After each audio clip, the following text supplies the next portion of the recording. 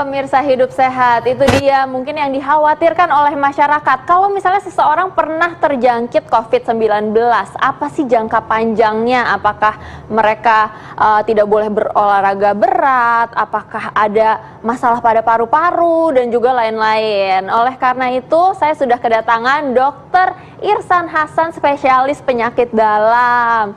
Selamat siang, dokter. Selamat siang, dokter Sila. Nah, dok, ini ada banyak fakta mitos nih, dok, yang beredar di masyarakat. Salah satunya nih, dok, katanya pasien yang sembuh dari COVID-19 ini dapat mengalami penciutan otot. Nah, itu fakta atau mitos tuh, dok? Oke, saya jawab ya. Nomor satu, COVID-19 atau COVID-19 ini adalah sesuatu yang baru, banyak pengetahuan baru berkembang, sehingga sesuatu yang jadi fakta bisa aja berapa bulan lagi jadi mitos. Betul. Sesuatu yang sekarang mitos bisa juga nanti jadi fakta. Nah, pertanyaan dokter Sila pertama tadi terkait dengan penciutan otot. Apakah ini fakta atau mitos? Jawabannya fakta. Untuk sekarang ya, dok? Untuk sekarang fakta.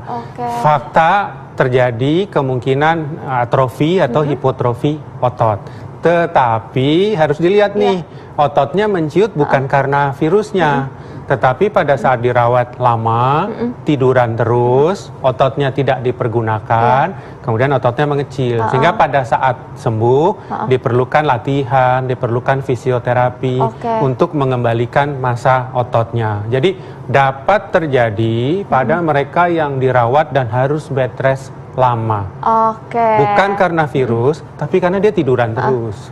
Berarti ini masyarakat mungkin ada yang bingung nih, dok, tadi soal hipotrofi otot itu apa? Jadi itu karena di bed rest tadi ya, dok, ya? Tadi ototnya jadi menciut. Ya, kalau kita tidak menggunakan, misalnya kita latihan barbel nih, nge-gym, otot kan jadi besar karena otot digunakan. Tapi kalau didiamin aja, otot itu akan mengecil. Itu yang terjadi pada COVID, karena dia tiduran, pakai ventilator, nggak bergerak, akhirnya ototnya jadi mengecil.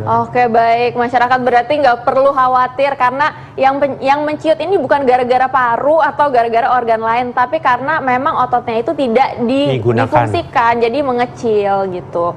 Nah, dok, ini ada fakta atau mitos lagi nih, dok, yang berkembang. Ini katanya setelah sembuh dari COVID-19 harus selalu minum obat pengencer darah. Waduh, ini fakta atau mitos, dok?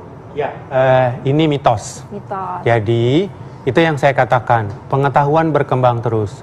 Di awal-awalnya, waktu bulan Januari, Februari, semua orang berpikir COVID-19 ini adalah murni penyakit paru-paru. Urusannya cuma paru-paru. Nah, sekarang didapatkan pengetahuan bahwa yang terkena bukan hanya paru-paru. Mekanisme atau kejadiannya bukan hanya soal rusak pernapasan. Antara lain yang terkait pertanyaan ini adalah ternyata didapatkan penggumpalan darah pada orang yang terserang COVID. Sehingga pada mereka yang terjadi penggumpalan darah ini diberi obat anti penggumpalan. Contohnya namanya heparin. Jadi heparin ini disuntik supaya darahnya nggak menggumpal. Karena kalau darahnya menggumpal, pembuluh darahnya tersumbat. Nah, kadang berita ini ditanggapi terjadi pengentalan darah, lalu harus minum obat pengencer darah. Ini beda, ini bukan pengentalan, tapi istilahnya di kita trombosis atau penggumpalan. Biasanya pada saat sembuh, penggumpalan ini beres. Jadi tidak perlu jangka panjang harus minum obat pengencer darah, karena udah selesai urusannya. Nah, ini masyarakat nih mungkin khawatirnya katanya ini ada penggumpalan darah dan langsung ke jantung dan juga bisa langsung serangan jantung tuh, dok. Itu mungkin harus diluruskan, apakah betul kayak gitu? Atau gimana, dok? Itu dia kembali saya katakan, ternyata disadari bahwa efek COVID ini bukan hanya di paru-paru. Bisa ke otak, bisa ke jantung, bisa ke liver, bisa ke ginjal, bisa ke usus.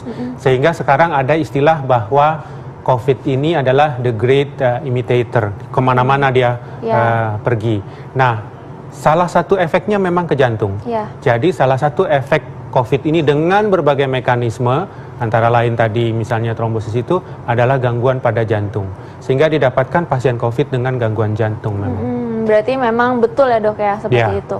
Baik, dok, ini ada lagi nih, dok, fakta atau mitos yang beredar. Setelah sembuh dari COVID-19 terbentuk jaringan parut di paru-paru. Ini fakta atau mitos? Ini fakta. Fakta. Jadi sekarang masyarakat banyak tahu, banyak baca, bisa melihat di media sosial mengenai COVID ini. Kita dengar bahwa salah satu cara mendeteksi COVID adalah dengan CT scan. Pada saat CT scan, terbentuklah gambaran putih di paru-parunya yang disebut sebagai GGO. GGO itu gambaran putih-putih tersebut. Nah, itu kemudian akan berlanjut dengan apa yang kami sebut sebagai fibrosis. Jadi pembentukan jaringan parut di paru. Nah, ini kan sesuatu yang baru. Jadi dari pengamatan singkat terlihat pada mereka yang sembuh bisa jaringan parutnya tetap masih ada. Memang jadi pertanyaan berapa lama jaringan parut ini akan ada. Apakah nanti akan hilang tuntas atau nanti akan ada selamanya. Berdasarkan pengalaman, dulu kan ada penyakit SARS, ada MERS dan sebagainya. Terlihat ada orang yang gambaran fibrosisnya itu bisa berbulan-bulan, bertahun-tahun. Terutama kalau fibrosisnya luas. Pada COVID kita belum tahu, tapi terbukti walaupun dia sembuh, pulang dari rumah sakit, bisa gambaran putih, bisa gambaran fibrosisnya, itu tetap masih ada. Oke, berarti sejauh ini memang betul ya dok ya, tapi itu kita belum tahu bisa ada jaringan parut yang berkepanjangan. Oke, baik dok. Nah ini ada satu lagi nih dok, fakta atau mitos, katanya pasien sembuh dari COVID-19 akan mengalami penyakit hati yang kronis dok. Ya. Satu lagi organ, tadi kita udah ngomong masalah jantung, sudah ngomong masalah paru, sekarang masuk ke satu organ lagi, yaitu hati. Jadi kalau kita lihat tuh yang warna merah, ternyata hampir setengah orang yang terserang virus ini mengalami gangguan fungsi hati. Jadi diperiksa darahnya, ada tes namanya SGOT dan SGPT, setengahnya itu mengalami kenaikan SGOT, SGPT. Jadi dikatakan di hati itu ada istilah kita reseptor yang bisa menangkap virus, sehingga virus itu lari ke sana, kemudian ikut bersarang di sana, lalu bisa timbul kerusakan hati. Tetapi sampai hari ini juga jadi pertanyaan, sebetulnya kerusakan di liver itu karena virus atau karena obat-obatan, karena obat juga bisa mengganggu liver, atau karena oksigen di paru-paru kurang, karena kalau oksigen kurang lalu dikirim ke liver kurang, liver juga terganggu. Nah itu masih menjadi pertanyaan besar, tetapi setengahnya ada gangguan liver. Nah apakah gangguan liver ini akan panjang? Ternyata dianggap begitu COVID-nya membaik, SGT, SGPT akan ikut membaik. Jadi dianggap bahwa sesudah sembuh, biasanya liver akan mengalami perbaikan. Oke, baik. Berarti tidak perlu khawatir kalau misalnya untuk liver. Untuk liver. Hati ya, tadi ya. Oke, baik.